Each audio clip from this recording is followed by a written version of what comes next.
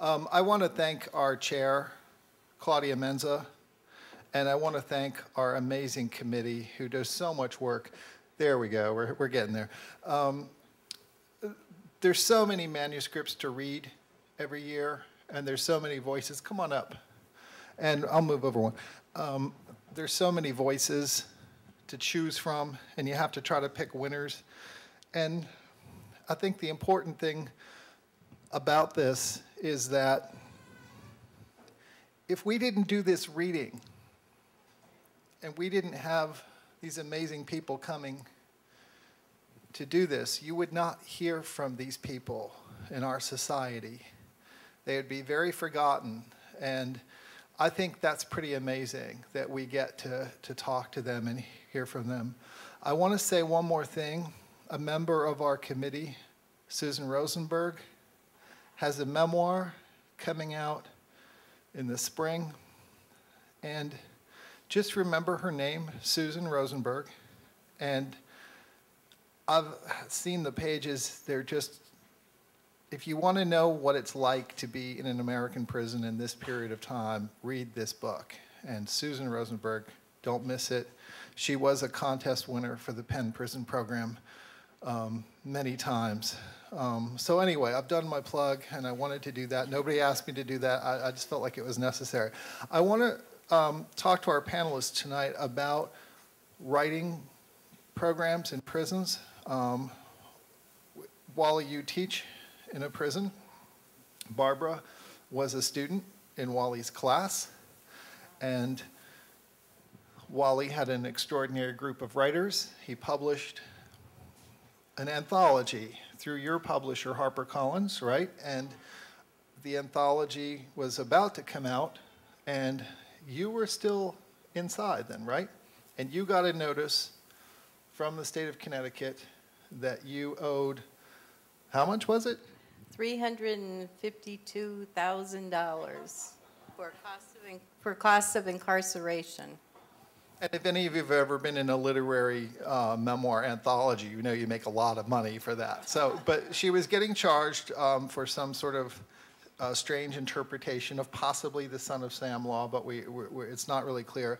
So Penn got involved with the case, and Wally nominated Barbara the following year for the Newman Zone Award, which she won, and that changed everything. 60 Minutes got involved, and the next thing you know, the state had reversed its decision, but that took some doing. I'm shortening it quite a bit.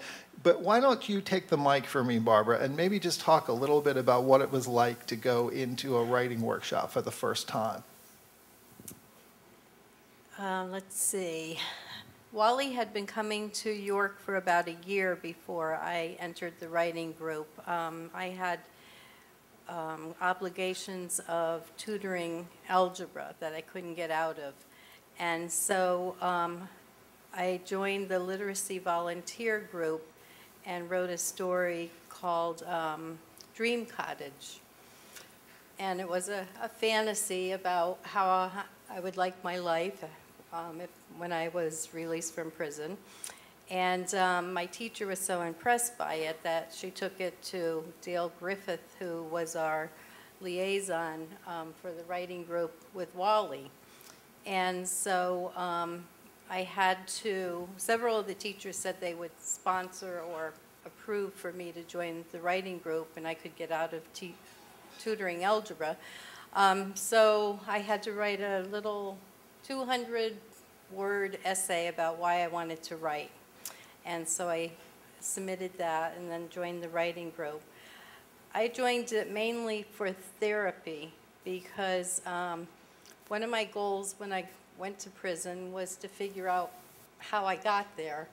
I was not your average criminal and had never committed any other crimes, and then I ended up committing a serious crime. And so I wanted to know what sent me over the edge and what broke me, and I decided I would use my sentence as a time to study myself and where I had lost myself. And so I was going to one-on-one therapy for survivors of abuse. and used my writing and Wally's writing group as a step in helping my, my recovery through survivors of abuse with my therapist. And I would go deeper into what sent me to prison and how I really had lost myself. I had become a mother and an employee and a wife, and a little piece of me belonged to everybody else except myself. So I was on a journey to recover, and the writing group was perfect because when I first started it, that was our main, seemed to be our main goal, was reaching into ourselves and finding out where we went wrong, or the mistakes that we made, or how we could help ourselves or help others. Great. Wally, talk about your involvement with the writing workshop. How did you start doing it, and you're still doing it now, still twice every other Monday, is it? Thursday. Thursday, okay. Yeah, I had no intention of doing this. I started my work at York primarily because I'm kind of a wimp, and I have trouble saying no to good causes. Right. And so I even have in my office a little index card that sort of is my script when people call up, but I couldn't find my index card that day, and it was the librarian at York Prison calling up and saying, and she said, you know, we're in trouble down here. The new governor, this was Governor John Rowland, who later went to prison himself. She said, you know, his policy is to tighten the screws, and he had gotten elected on a campaign promise that once he was governor, these prisoners were going to know that they weren't living at Club Med, and so it got tough. It got a lot tougher. The guards were paramilitarized.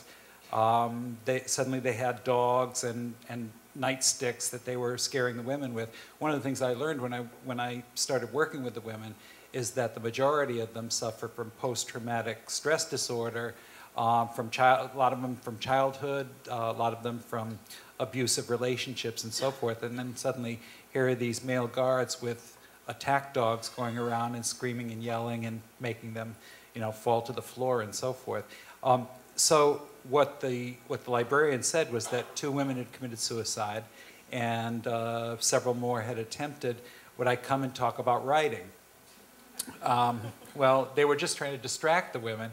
I had just recently had the good fortune of having a couple of books selected for the Oprah Book Club. So I went down and for what I thought was going to be this one time, and I talked about writing. We did a couple of exercises, and I asked if anybody had any questions about writing. And the hands went up. This was the type of question. You met Oprah? Oprah's cool, you know what I'm saying? You know, but there was one woman who on that first visit, you know, she sort of scowled, you know, through the whole program. She was kind of tough looking, and I could see her eyes following me, thinking to herself, I imagined, you know, what the hell is this guy doing here? What's his game? What does he want? So I was very surprised when at the end of the period, I was packing up my stuff thinking that was it for my York prison experience. And she said, "Thanks for coming." And I said, "Oh, you're welcome." And she said, "Are you coming back?" And again, wimpiness won out, and that was 11 years ago. I'm still there. Now, Barbara, as she mentioned, I think she came in after we had been working together for about a year, and she was a really interesting story. Hers was a very interesting story, very sad story, a lot of tragedy in her life from childhood on. And I remember, Barbara, when you entered the classroom, you were very hangdog. You had trouble with eye contact, and you just looked defeated by life. And yet she would write these really beautiful pieces. I wasn't too thrilled with that. What was it, Dream Cottage? Yes. Yeah, I'm thinking to myself, okay, I'm going to cure her of this corny writing, you know. But anyway, she's a very brave woman, and she started taking on the really tough stuff of her life. A mother's mental illness and having been an incest victim when she was a very young child, and on and on and on. When Barbara brought a piece in, which was just about every time we met, she was definitely the good doobie student in this group. She could never at first read it. She would hand it to me or somebody else, and we would read her work aloud, and somebody always knew to pass the Kleenex box, or if there was no Kleenex on the teacher's desk, this big giant roll of toilet paper, you know, that got passed around.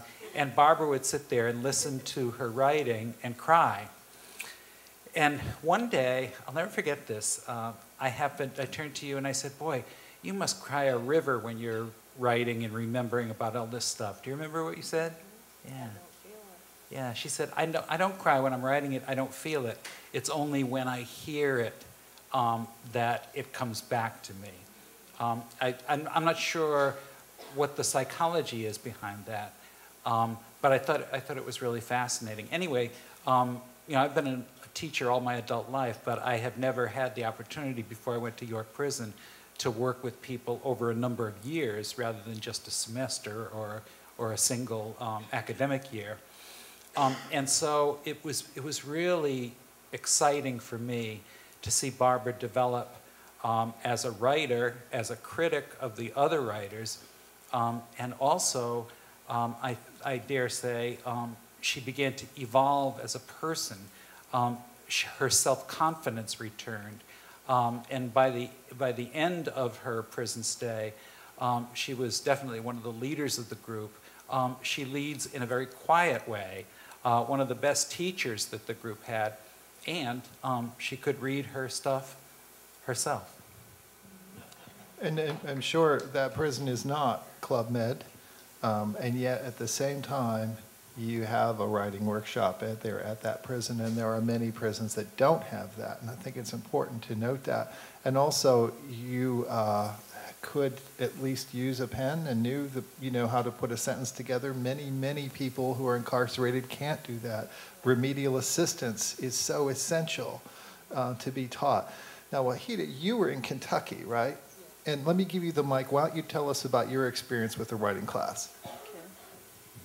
Yes, I was in a federal, my name is Wahida Clark. I was in a federal penitentiary in Kentucky. I served 9.5 years. My prison job was in the law library, and also, like Barbara, I tutored computer classes. And one day I called home to my family. I said, send me some money. They said, Wahida, we'll see what we can do. The money is gone. So I'm like, what?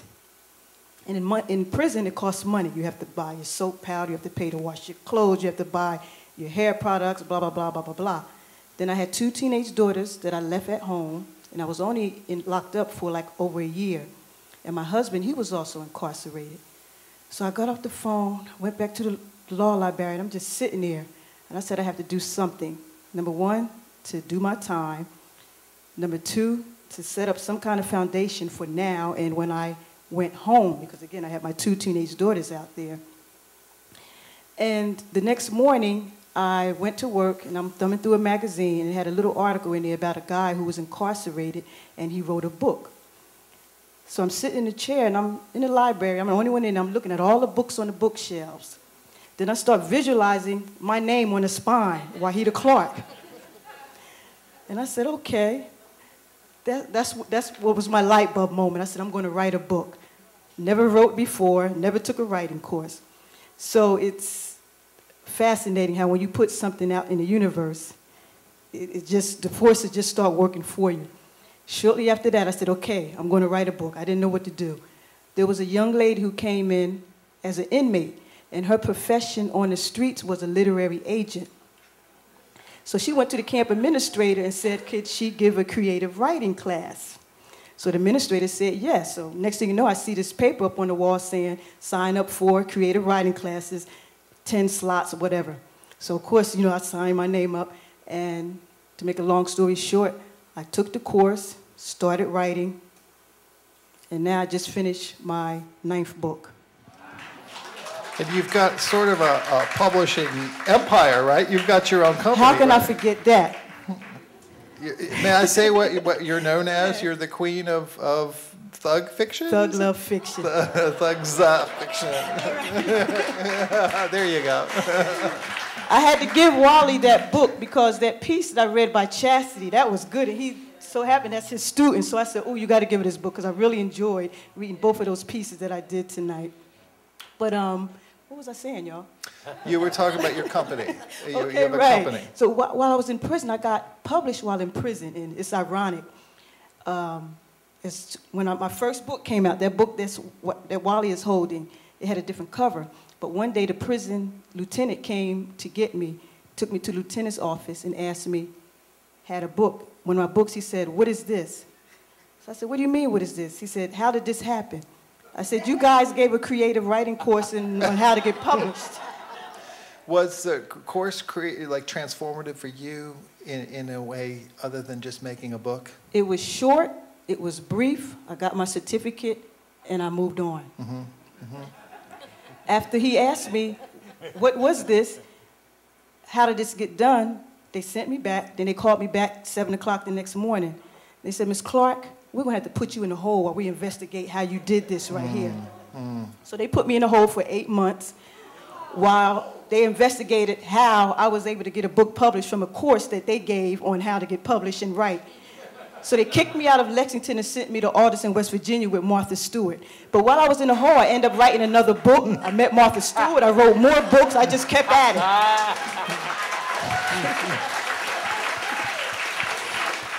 But I'm humbled to be here, and while I was in prison, I said that to say this, that as soon as my book started floating around, the prison system, state, federal, other inmates started sending me manuscripts. They said, Wahida, how did you do that? I'm locked up, I write, how can I get on like you? So I started reading, and I said, okay, I'm going to be a literary agent. I'm going to start my own publishing company, all behind the prison walls. Next thing you know, I get called in Alderson, I get called down to the lieutenant's office again because I was getting all this fan mail and manuscripts, and they said, you're running a business here, Ms. Clark. You're out of here. I got in trouble again. But now that I'm home, I have my own publishing company, Wahida Clark Presents Publishing. I have about 14 authors. All of them are incarcerated except for maybe 2. And that's what I do, y'all. Yeah. Barbara, Wally's told your story of the class. Let's hear it from your side of it. What was it like to go in there? What did you do? What did you feel happened to you as a result of that? In Wally's writing class? Yeah, or just in writing in general. Writing in general, well, I like to write so that people can visualize what I'm writing. I have like a good memory where I can picture where things were in a room 10 years ago or whatever. So I write very descriptive, or I try to.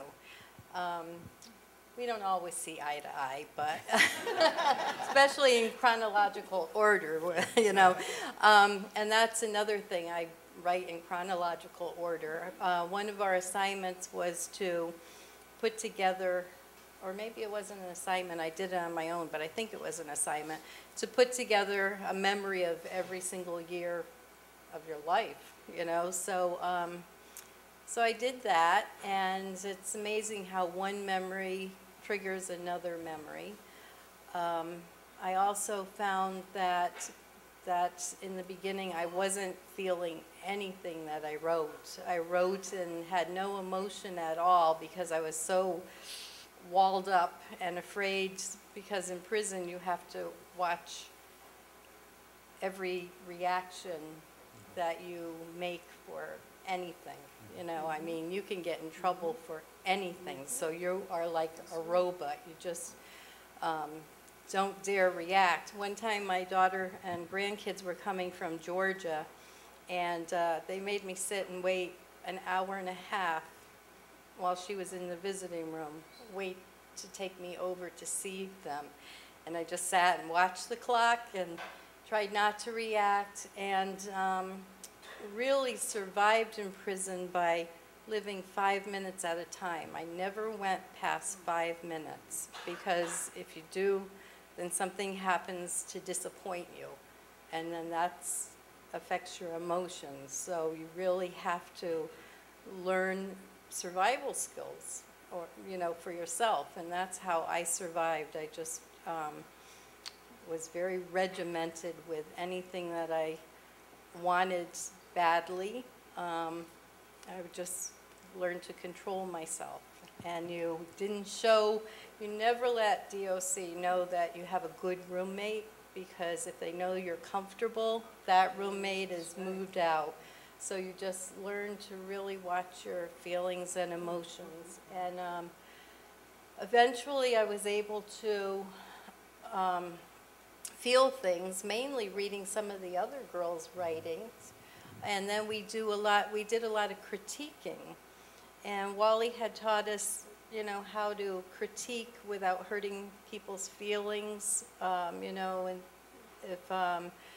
if you wanted to know more of what the uncle was doing, how to tell the other writer what she needed to add to her paper to explain things a little better. So it was all a learning. How did you feel when you got the letter saying that you were now being charged for your incarceration because you had published this essay? What was that like? Well, because I was still in prison, it wasn't funny, but all of the girls in my building, we all got called down to be transported over to visits. And we get down to the door, and we're all people from the writing group, and we go, oh my God, this must have to do with the writing group, maybe because the book is coming out, because we knew the book was coming out, but we never, soon, like within days or weeks.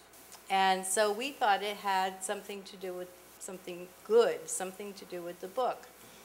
And we get over to visiting, and there's a sheriff there to serve us papers. And then when we looked, we just kind of joked about it until we looked at the papers and saw the amount of money they were suing us for. Bonnie's was almost $1 million. It was 900 and some thousand. 917,000. Yeah. 17,000. Mine was 352,000, and all of a sudden it wasn't a joke.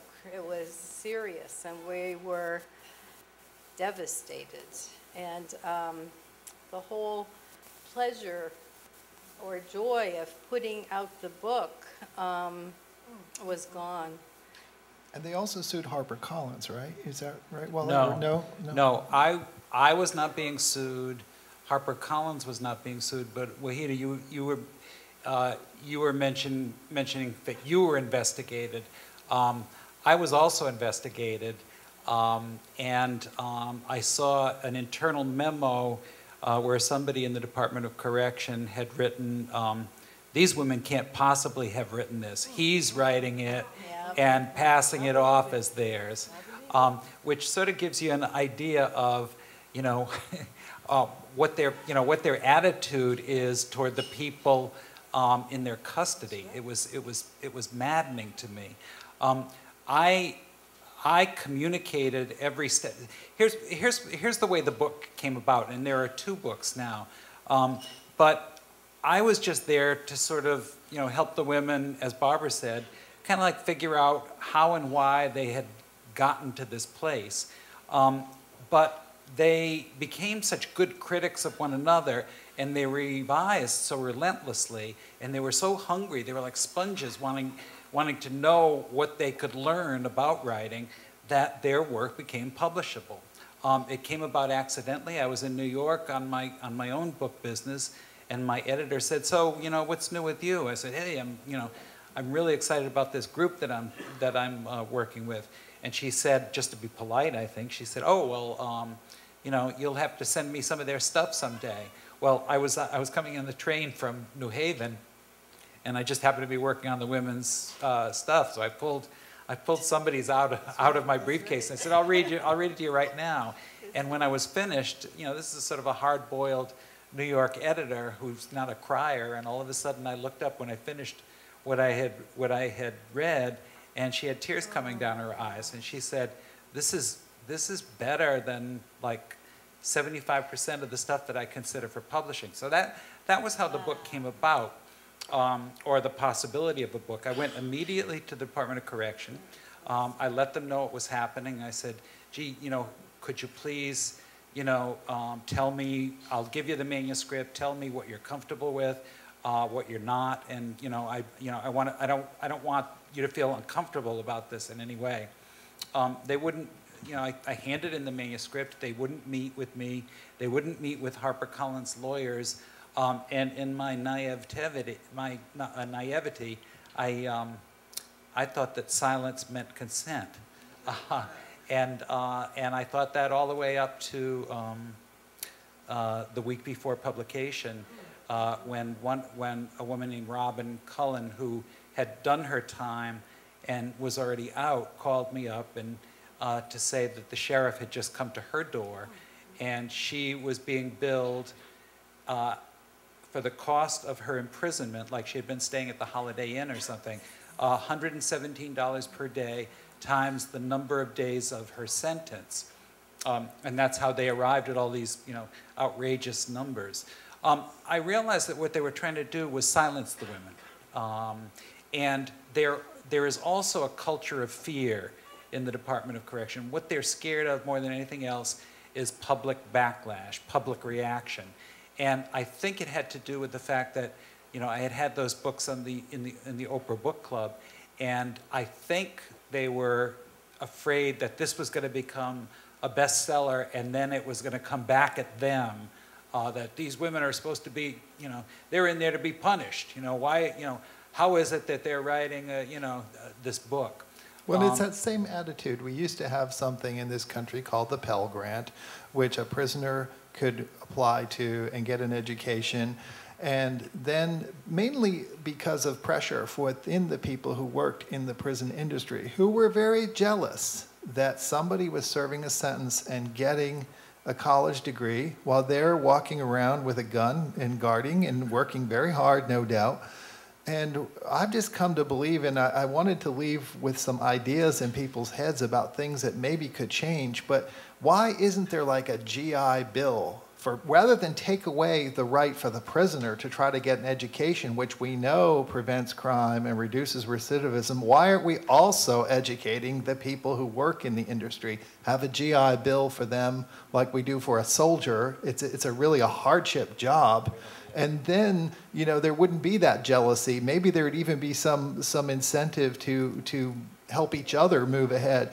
Now, Barbara said something about she had a coping mechanism of 5 minutes, and she would use that to get through the day. Did you have coping mechanisms, Wahida? I like Barbara. She said she took 5 minutes at a time. I just took one day at a time. And my husband, who was also incarcerated, he's a master jailer. He said, Wahida, just don't waste time. Just stay busy.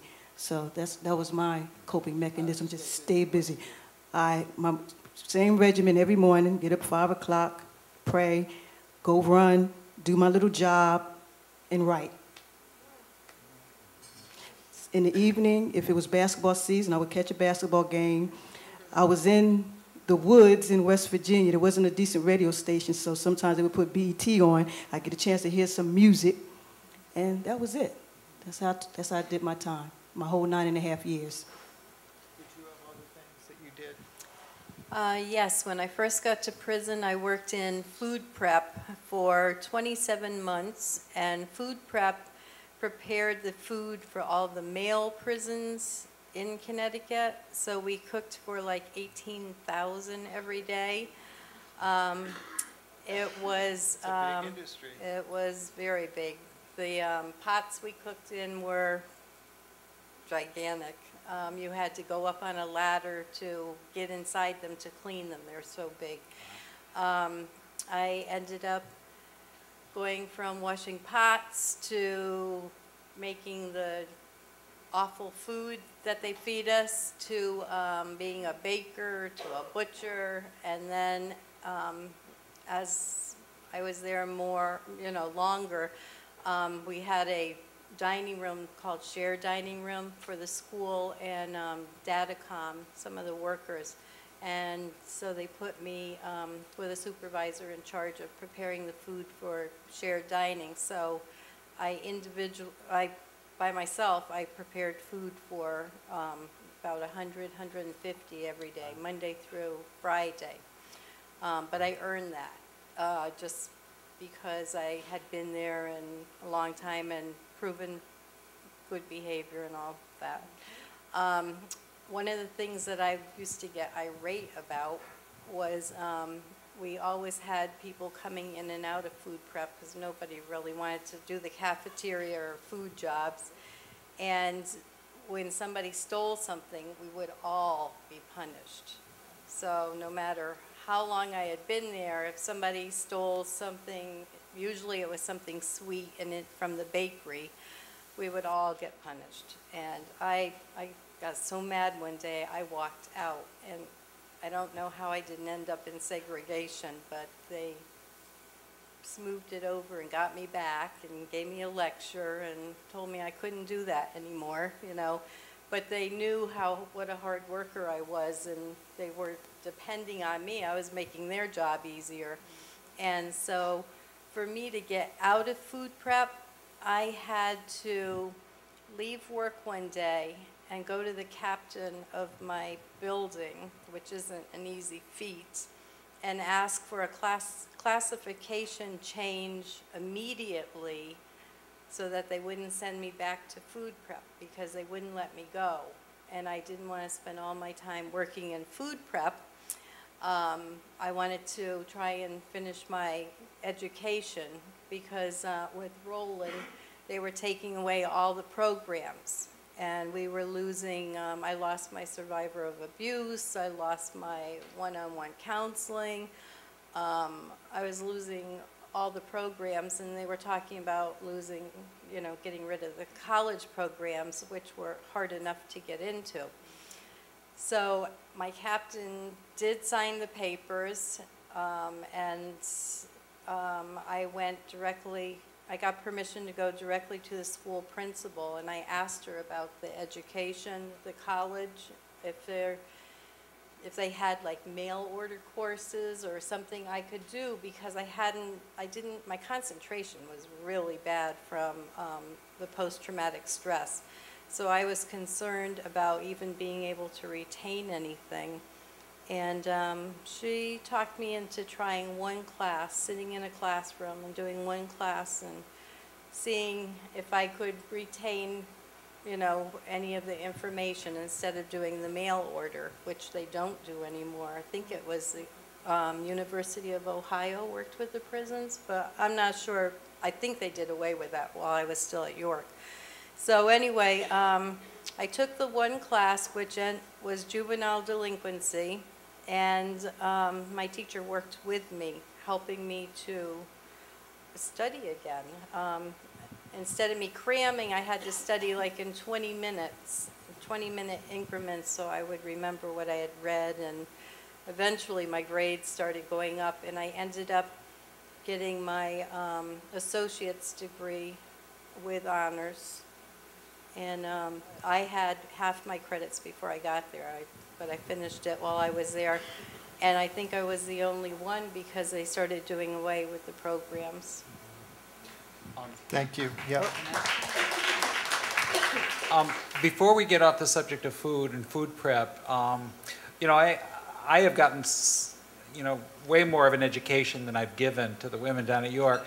And one of the things that they've taught me, and you probably remember the piece that was read before about the power of cigarettes in a men's prison. One of the things that the women have taught me is how powerful junk food is in prison. You don't have regular money, and everybody wears the same thing. There's no jewelry worn, and so the currency becomes honey buns and what, Skittles and all that crap. Skittles, coffee's a big one, creamer, sugar. Yeah. Any of your commissary. we call them, some people buy commissary to win all kinds of favors, you know. Yeah. We call them commissary hoes, but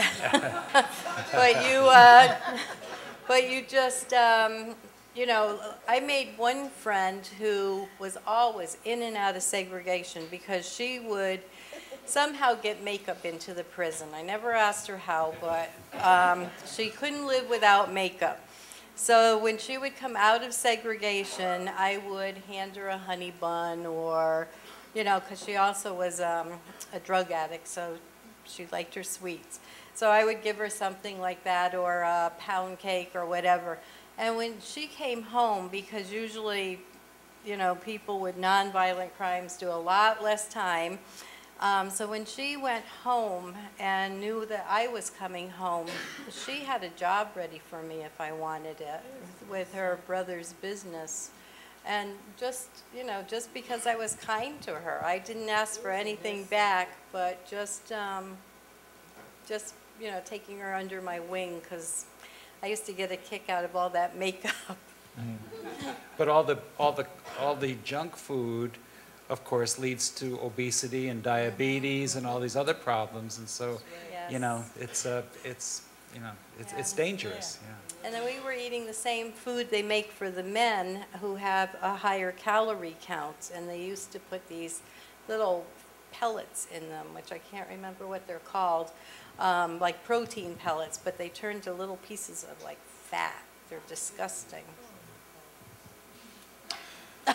We're going to have to stop there.